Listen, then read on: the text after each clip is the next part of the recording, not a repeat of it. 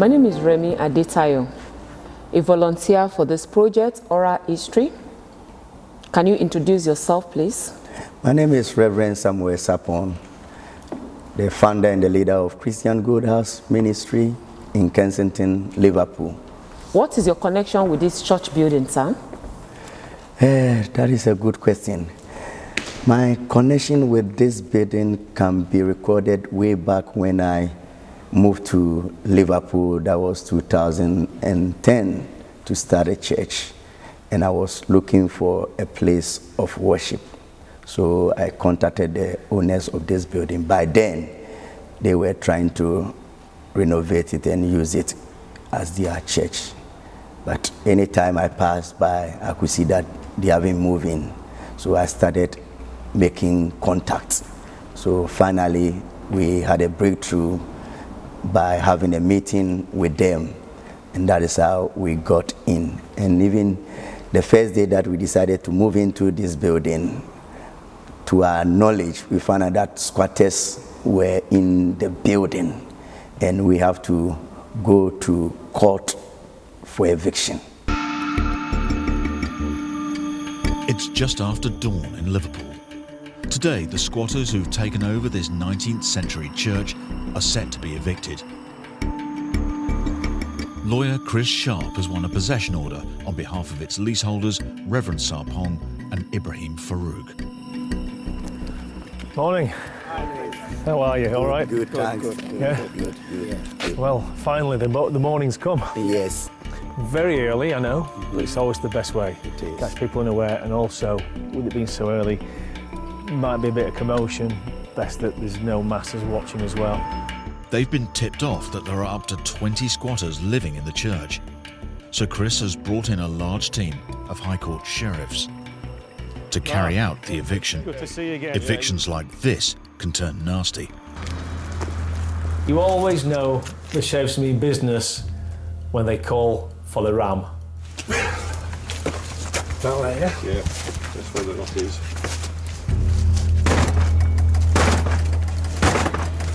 Oh, dear. If nothing else, it should wake them up if they're in there.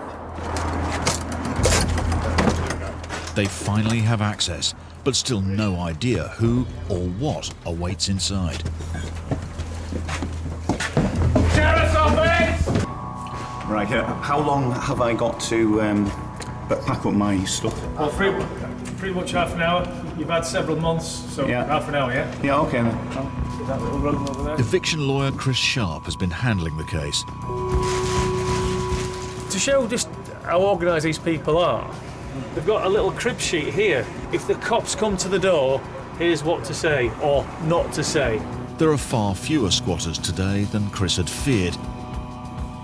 But it's clear that many more people have been living in the church.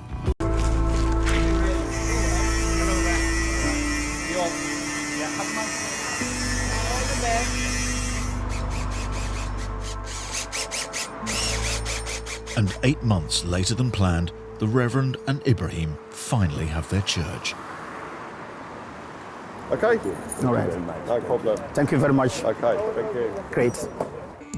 But there is a huge job to be done before they can open their ministry and community centre. Look at the mess. It's a mess. You look up, it looks wonderful. You look down, shudder a little bit, don't you? Wow. You've got some work ahead of you guys. 6 years after you took over the building, repairs is still ongoing. How much approximately have you used in repairs, and what was that spent on?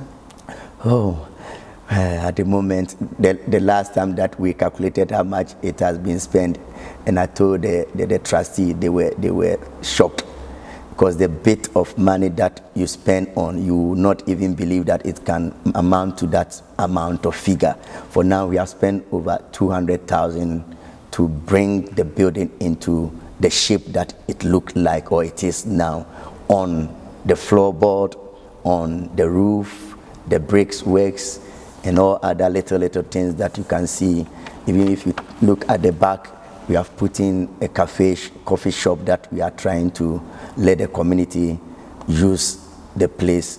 and even we have put in place doors that nobody will be able to break in, because before it was easy for you to come in. Even when we evict the squatters, we have to sleep on the streets for the next day for the workers to come in to put a proper door, because if we leave, they will come back again.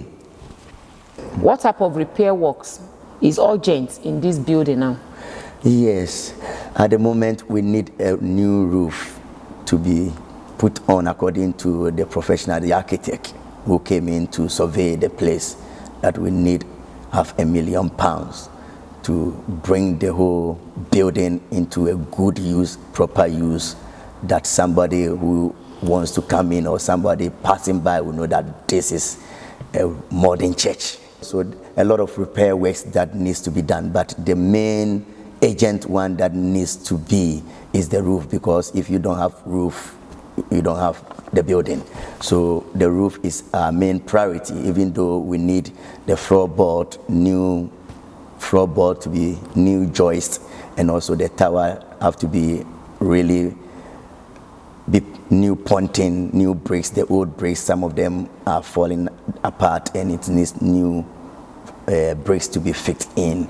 So, and new windows. The windows have been broken, new. It's like if you want to take a tour over the building, it's like everything have to be new construction, because the old building these days, if we want new generation to be able to fit into the church, to be able to attract them, then it means it have to be redesigned into this modern church. You've talked about the complete replacement of the roof, the floors, and most of the parts of the building itself. What do you think about the walls? Do you think the walls are still very strong? Yeah, according to the surveyor who came in to watch and see, he says, yeah, the building is strong. Even when you come in, you may think, oh, it's not strong. But when you are outside, it looks as if it's not strong, but it's very strong, which it can last for another 100 years. And because it's a listed building, if not that, maybe the council would have demolished it, but because it's a listed building and because of its futures and how the building looks like, and people, families and christening and all that is tied to the building, it's like it stands as a landmark to the community. So demolishing this building is not something that is really an ideal that one can take a stand to do that. A trained and lead pastor of Christian Good House Ministry, you spent a lot of time working as a painter, plumber, builder, and even as a carpenter, trying to bring back the building to its original glory. Why are you so passionate to restore this building? That is an interesting question.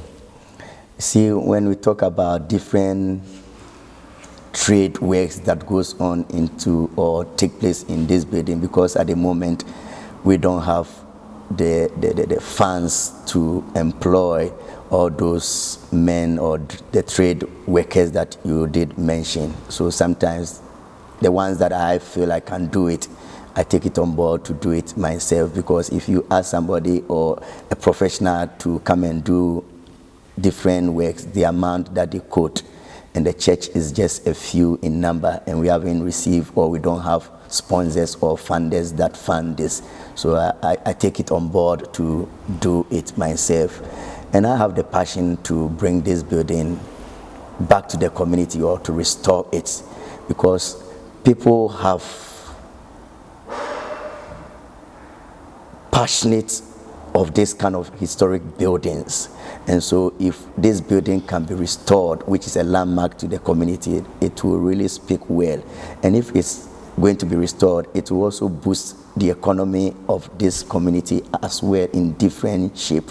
And even people from different communities or places can even use this place as a tourist center. We could even rent it out for different projects, different venues. So it's my passion to bring this building back to life again. For instance, the cost of maybe a plumber or a carpenter or electrician coming in to do something, sometimes the figure is from 10,000 going. I have to bring in a plumber because we wanted to create the men's toilets so that it will look good, and the figure was around 7,000. And if we don't have that money, so I decided just to do it myself, the little knowledge that I have. And these days, even if you want to do DIY, you go on YouTube, you just look at the way it is done, then you apply it to what you are doing. So to put that 7,000 or 10,000 into the hands of any professionals, then I can do it myself until maybe we secure a huge amount, or maybe a fund that comes in that, okay, he's taking everything on board to do it, then we can do it properly. But so we need a lot of support, contribution, donation. If you're a big organization and you have funds to support us, we'll be grateful, we'll be happy to receive that funds. Or maybe you are looking for a church to sow your seeds or to support, our doors are open, and I believe that God will bless you. Any other words? A final word? My final word is everyone should keep on trusting God and keep on believing God and keep on serving God, because there is God.